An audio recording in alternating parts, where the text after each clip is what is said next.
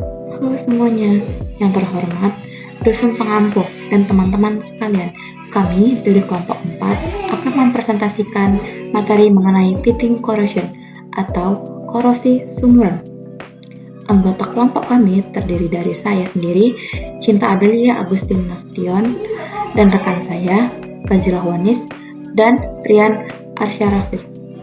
Adapun poin-poin utama yang akan kami kupas tuntas dalam presentasi kali ini meliputi pengertian umum korosi, definisi pitting corrosion, macam-macam bentuk geometrisnya, mekanisme terjadinya proses karat tersebut, hingga langkah pencegahan yang efektif untuk mengatasinya. Sebelum melangkah lebih jauh ke jenis karat yang spesifik, kita perlu memahami terlebih dahulu apa itu korosi secara mendasar. Pada dasarnya, korosi atau perkaratan adalah sebuah reaksi redoks yang terjadi secara alami antara suatu logam dengan berbagai zat yang ada di lingkungan sekitarnya. Reaksi ini menghasilkan senyawa-senyawa baru yang tidak dikehendaki, seperti oksidasi besi atau yang bisa kita kenal seperti karat.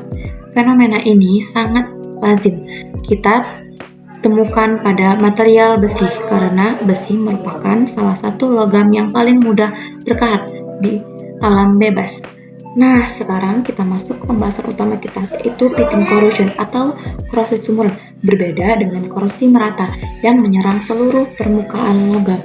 Korosi sumuran ini merupakan bentuk korosi yang sifatnya sangat terlokalisasi pada area tertentu saja, di mana kerusakan tersebut akan membentuk sebuah rongga atau lubang pada material. Jenis korosi lokal ini dinamakan korosi sumuran karena bentuk kerusakannya yang sangat khas menyerupai sumur kecil. Hal yang membuat jenis korosi ini sangat diwaspadai dan berbahaya adalah karena arah perkembangannya tidak menyebar luas di permukaan logam, melainkan menusuk langsung ke arah ketebalan bagian dalam logam. Akibatnya, material bisa mengalami kebocoran mendadak tanpa ada tanda-tanda kerusakan besar yang terlihat dari luar. Tanda-tanda korosi yang besar yang terlihat seperti yang sering terjadi pada area wastafel atau pipa industri. Untuk penjelasan mengenai variasi bentuk dari korosi sumuran ini akan dilanjutkan oleh rekan saya. Terima kasih Abel. Halo semuanya, saya Anis. Di sini saya akan menjelaskan mengenai macam-macam bentuk fisik atau morfologi dari pitting corrosion. Jika dilihat secara struktural, lubang hasil korosi sumuran ini terbagi menjadi beberapa bentuk. Pertama, ada bentuk narrow deep, yaitu kondisi di mana lubang di permukaan logam sangat sempit namun menusuk sangat dalam melebihi lebar diameternya. Ketiga adalah wide shallow, yang merupakan bentuk paling sering kita jumpai di kehidupan sehari-hari karena karakteristik pit atau lubangnya cenderung melebar namun dangkal. Bentuk keempat disebut subsurface, yang menyerupai gua di mana tampak luar lubangnya terlihat sangat kecil atau sempit, tapi begitu masuk ke dalam logam, rongganya ternyata sangat luas.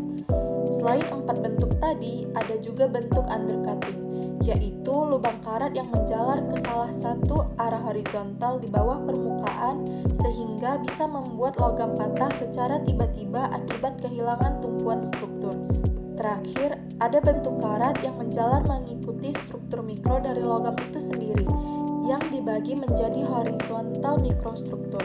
Jika jalannya merambat mendatar secara vertikal mikrostruktur, jika jalannya menusuk lurus ke bawah secara vertikal. Melalui diagram atau gambar penampang yang tertera di slide, kita bisa melihat dengan jelas bagaimana variasi bentuk kerusakan nyata yang ditimbulkan oleh masing-masing jenis korosi sumuran ini pada material logam. Sekarang kita akan membedah bagaimana mekanisme elektrokimia dibalik terjadinya pitting corrosion pada logam atau besi secara umum. Proses ini awalnya dipicu oleh rusaknya lapisan pasif pelindung alami pada permukaan logam akibat faktor lingkungan, sehingga menciptakan area kecil yang bersifat anodik. Di area anoda ini terjadi pelarutan logam dengan reaksi M menghasilkan M negatif, N negatif plus ditambah elektron. Sedangkan di area luar atau katoda terjadi reaksi reduksi oksigen yang menghasilkan ion hidroksida. Karena pelarutan logam di anoda terjadi secara terus-menerus, ion logam akan terakumulasi di dalam rongga. Untuk menstabilkan muatan elektron tersebut, ion klorida yang ada di lingkungan akan berimigrasi masuk ke rongga dan memicu reaksi hidrolisis yang menghasilkan asam klorida serta ion hidrogen yang bersifat asam. Keberadaan ion hidrogen dan klorida yang pekat ini membuat logam tidak bisa memperbaiki lapisannya sendiri, sehingga laju pelarutan logam justru semakin cepat dan berjalan otomatis secara autokatalik hingga material tersebut bolong, patah, atau mengalami kegagalan struktur. Selanjutnya, materi mekanisme pada aluminium dan pencegahannya akan disampaikan oleh Rian. Terima kasih Anis. Halo rekan-rekan sekalian, saya Rian dan saya akan melanjutkan penjelasan mengenai mekanisme spesifik pitting corrosion yang terjadi pada material aluminium. Pada dasarnya prinsip mirip dengan besi, di mana prosesnya diawali oleh rusaknya lapisan pasif oksidasi pada permukaan aluminium yang kemudian memicu reaksi korosi, umum menghasilkan aluminium hidroksida. Akibat pelarutan logam yang konstan di daerah anoda, rongga-rongga mulai terbentuk dan ion klorida dari lingkungan akan berimigrasi masuk ke dalam rongga untuk menstabilkan elektron. Ion-ion ini lalu bereaksi dengan ion aluminium dan memicu reaksi hidrolisis yang menghasilkan ion hidrogen bebas. Kehadiran ion asam ini mencegah terjadinya perbaikan lapisan pasif logam dan seiring meningkatnya laju pelarutan. Kompleks AiCi4- akan terbentuk dalam jumlah banyak yang mempercepat proses pelubangan hingga aluminium tersebut bocor atau rusak.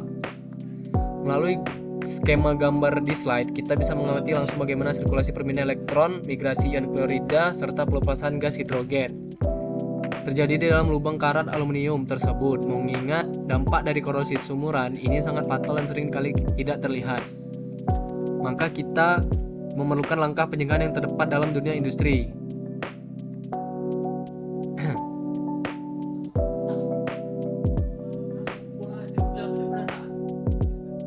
Mekanisme pitting corrosion pada aluminium adalah sebagai berikut. Terbentuknya tepat-tepat yang bersifat anodik yang disebabkan oleh rusaknya lapisan pasif pada permukaan logam. Secara umum, reaksi korosi pada aluminium adalah 2E1 tambah 3H2O tambah 2/3 02 sama dengan 2A1 atau OH3. Karena terjadinya proses pelarutan logam secara kontinu, ion-ion logam akan terakumulasi di daerah anoda sehingga terbentuk rongga-rongga, dan untuk menstabilkan elektron, ion-ion klorida berimigrasi ke dalam rongga dan bereaksi dengan ion logam dan terjadi reaksi hidrolisis. Dengan adanya ion H+ dan C1- akan mencegah terjadinya repasivasi pada logam.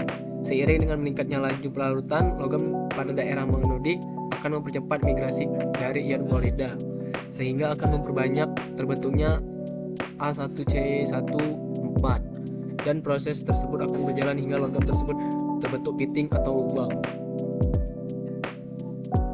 Berikut mekanisme pitting corrosion pada aluminium.